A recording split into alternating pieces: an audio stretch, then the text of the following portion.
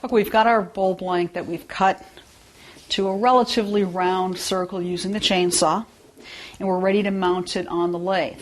Now, there are a variety of ways that you can use to mount your bowl blank on the lathe, and in this way we're going to use the Two Prong Drive Spur, and we're going to do this between centers. You don't want to use a 4-prong drive spur, and this is what a 4-prong drive spur looks like, because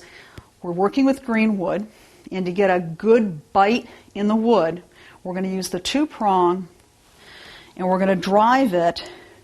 right in between the grain that runs this way. If I were to use the 4-prong,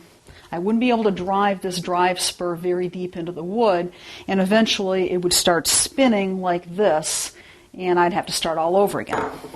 So I'm going to find the point that I created when I did my compass, and I'm going to use a mallet, and I'm going to go ahead and just drive this right in. Then I'm going to take this and mount it right up here on the lathe, bring the tailstock up, and lock it in.